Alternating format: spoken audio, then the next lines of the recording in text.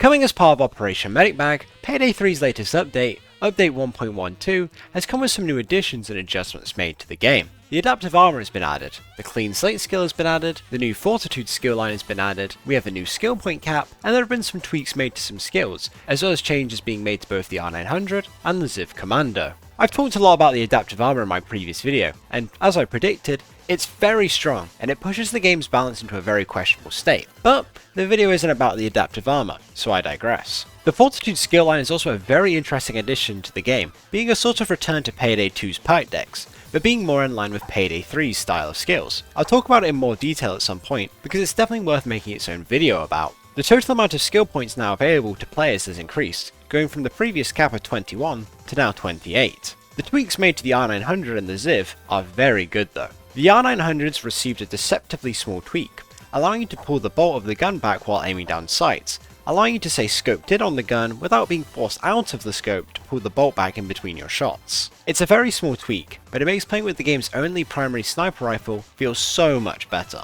The Ziv Commando though, it's gotten a good glow up. Since the game's launch, and even before the game's actual launch and during the beta, the Ziv Commando was pretty much considered to be the worst weapon in the game, being basically just a fast-firing pea shooter designed to take down dozers specifically, and because of that, it suffered at taking out anything else. This has all changed though, as the Ziv's gotten its armor penetration stat increased from 0 to 0.5.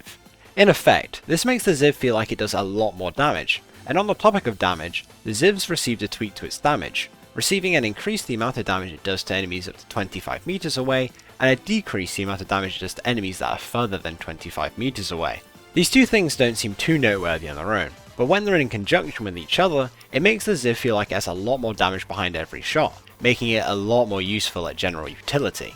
It's also received some tweaks in just how the gun handles, with a decreased cap to how far the Ziv's shots will spread out, as well as how long it takes for the Ziv to reach the spread cap. It's now also much faster to start and finish the sprinting animation on the Ziv, making it much quicker to start firing with it after you've stopped sprinting.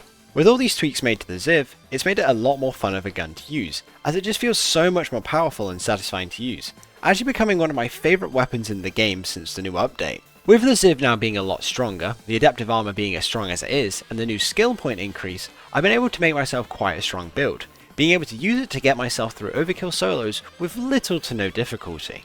In terms of weapons for the build, we of course use the Ziv and the Strike 7, but how we're setting up this build later, the Castigo is also a great substitute. I just want to use the Strike in this build because I don't use it too often, and variety is the spice of life, after all. On the Ziv, we mod it with the box RDS, parted compensator, extended magazine, TQ stock, and the stub grip. On the Strike 7, we mod it with the extended magazine, parted compensator, box RDS, and the ribbed grip. We bring armor bags as our deployable, as they're still very powerful and very good for survivability, even if we're using the adaptive armor. For our overkill weapon, we picked the Red Fox. 2-shot body shot kills on dozers are just too good to pass up on. We then also use the adaptive armor, as it's just the best armor in the game at the moment. We bring flashbangs as our throwables. With the increasing amount of skill points, it leaves a lot more room for us to invest into throwables, and flashbangs are excellent for stunning and dealing with large groups of cops, without running the risk of friendly fire or accidental civ kills. Tools aren't too important, but I'd still pick infrasonic mines. They're useful if you just want to place them down on an objective that can be interrupted by cops, and can just give you a little bit of breathing room so you're not having to constantly babysit it. For our skills, we get Ammo Specialist Basic to open up the tree, buffing our total ammo count, and picking up Scrounger and Plate Up. Scrounger will let us be able to replenish our flashbangs, and Plate Up, it's Plate Up. Plate Up on our adaptive armor will let us regenerate the whole of the chunk if we make an ammo pickup with grit, and it's very strong for very obvious reasons. Mower Basic to open up the tree, recoil handling to make the recoil less intense on the Ziv, ammo funnel to let us stay in fights for longer and not have to reload, and replenish, letting us make ammo pickups off of enemies we kill without even having to physically go to the ammo box. This synergizes well with both Plate Up and ammo funnel, being a massive buff to our survivability and effectiveness in combat. We then also get Frugal Thrower, giving us a 20% chance to replenish a flashbang right after we throw it, helping us keep a much more steady supply of flashbangs alongside Scrounger. We get Tank Basic to increase our armor regeneration speed, as well as upping the amount of charges our armor bags have.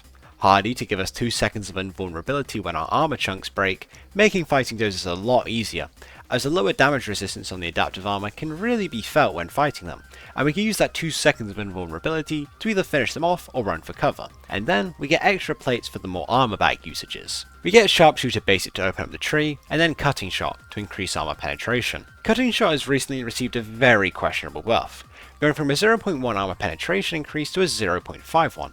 In practical application, this means that the Ziv, on top of the buff it's already received to its armor penetration, can now kill cops even faster, and even go through the small visors on shields in a single shot. We get Demolitionist Basic, upping the explosion radius of our flashbangs, Overcooked, so our flashbangs will explode on impact with the ground, and extra munitions for the extra flashbangs. Enforcer Basic to give us a source of grit in the build, Quick Reload for faster reloads, Combat Reload to let us be able to infinitely cycle our edge and grit throughout the heist, and then Shock and Awe, for the chance to cycle all enemies within a small radius, being great for crowd control. We then also get Gunslinger Basic, to give us an easy source of edge, from the hip, reducing our spread while we hip fire, and heavy hip fire, giving us a guaranteed stagger on enemies while we hip fire. After all, it's much easier to kill the cops if they're not even able to shoot at us. We then also get Scramble, making the stun effect from our flashbangs last even longer. We get Transporter Basic for Rush when we pick up bags, Beast of Burden to have no movement speed penalties from bags whenever we have Rush, Deep Pockets for the extra armor bag. It's a little overkill in my eyes, but I have the points to spare and it can be useful if you're playing in a team. And then Powerlifter, that lets us carry 2 bags at once.